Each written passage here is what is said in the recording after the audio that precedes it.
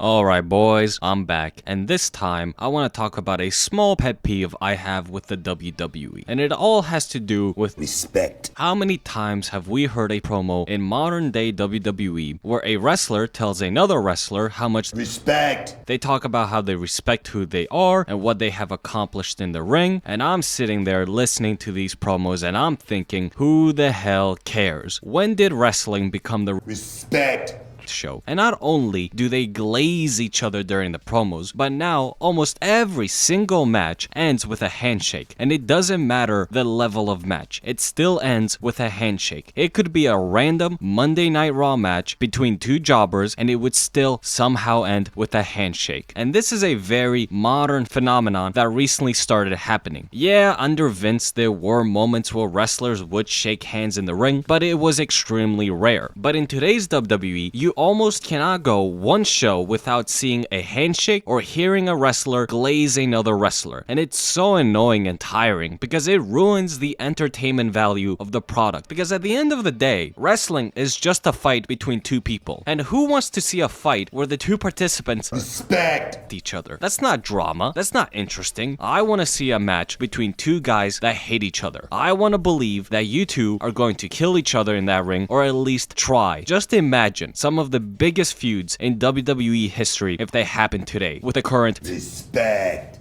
obsession. Would Michaels and Hart be as interesting as it was if in their promos they talked about how much they respect each other and how they are looking forward to wrestling one another? No, of course not. It would ruin the feud. Michaels and Hart was great because those two hated each other. It was real life drama and it made for some awesome TV. They screwed over Bret Hart on live TV. That's how intense the feud and hatred was between Michaels and Hart. Can you possibly imagine the Montreal Screwjob in today's WWE? It would probably end with a handshake, completely killing the moment, taking all interest and drama away from it, and killing the feud and hatred that was built between those two. Because at the end of the day, they shook hands, and the shaking of the hands tells the fans they wasted their time buying into the feud. But you know what? Maybe that feud might be a little unfair to bring up in this argument because it did have real life drama. So how about some feuds that were completely kayfabe? Stone Cold versus The Rock. Those two had one of the greatest feuds of all time, and they never cut a promo on each other talking about how much they respect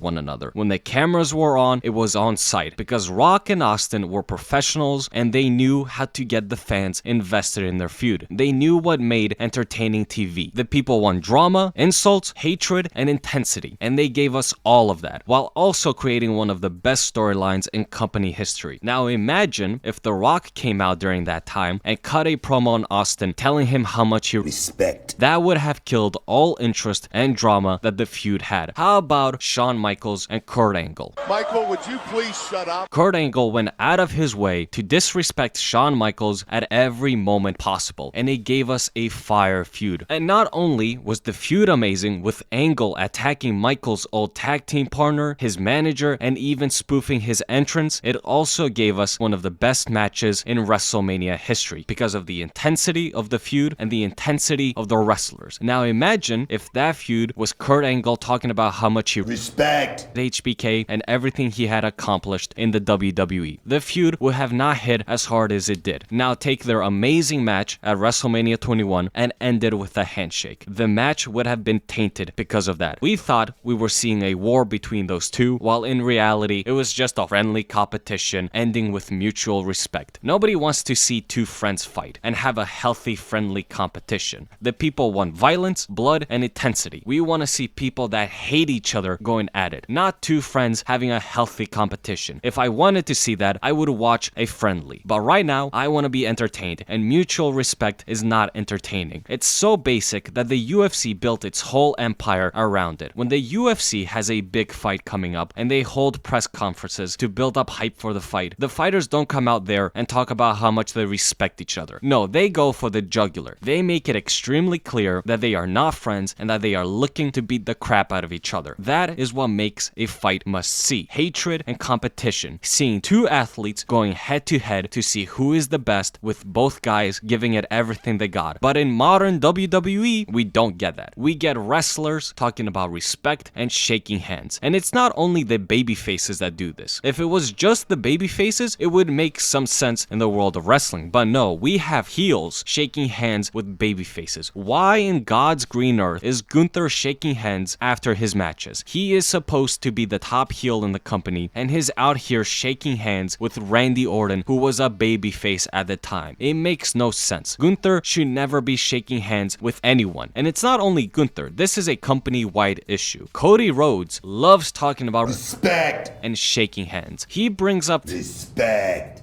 in his promos almost every single time. Is he a wrestler or a motivational speaker? This guy always cuts the same promo that has to do about Respect. It doesn't matter if he's talking to a heel or a babyface, it's always the same promo about Respect.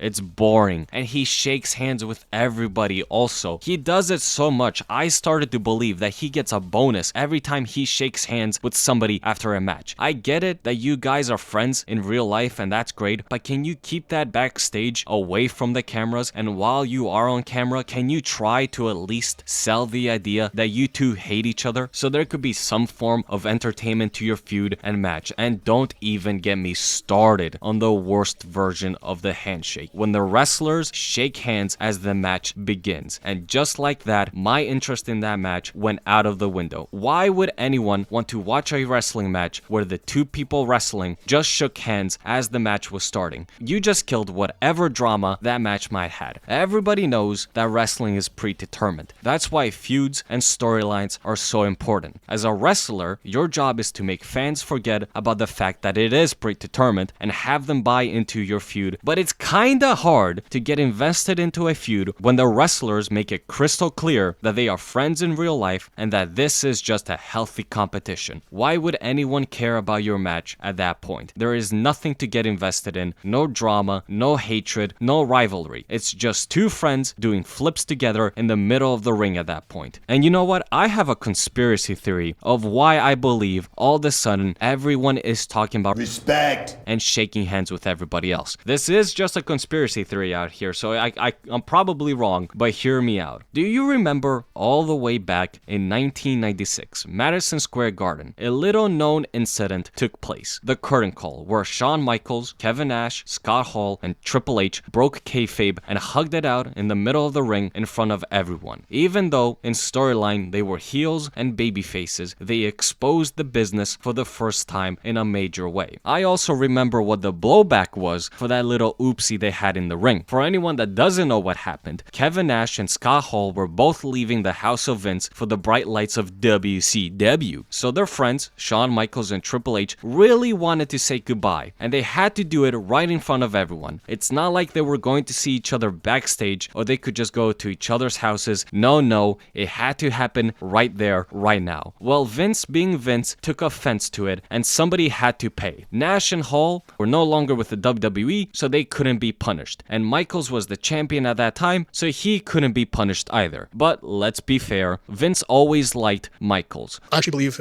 in all honesty, that I think there was a love affair going on between Shawn and Vince. So even if he wasn't the champion, I doubt that anything really would have happened to Shawn Michaels. So that only leaves one person, Triple H. And Triple H was made an example. He found himself at the bottom of the card. He was turned into a certified jobber. He had to do the job for months and was forced to wrestle opening matches and was taken out of his position of winning King of the Ring. And this is something that Triple H himself has talked about before. It was probably the worst era of his career. He went from being the guy that pushed other wrestlers around with a click backstage to becoming the red-headed stepchild of the company. He was probably sweating bullets that whole time, thinking that his career was over. But at the end of the day, he recovered and now runs the place. But why am I bringing this up? Do I really believe that Triple H is such a petty man that he still somehow holds some kind of resentment for that event and what happened to him, and now he makes everyone shake hands and talk about Respect. just to prove a point in his weird head that what he did was not that big of a deal? Yes, it is just a conspiracy theory, but I think I might be onto something, because the handshakes and the constant respect really blew up when he took over. So I'm just noticing things and calling them out. I'm not saying that I am correct, I'm just spitballing ideas out here, just things I have noticed under his creative control. Anyways, the constant Respect. needs to end because it kills feuds. There's no reason to get invested in a feud if the first thing you hear during the feud is how much the two people Respect. each other. And the handshakes kill fan investment in the matches. Thank you for watching.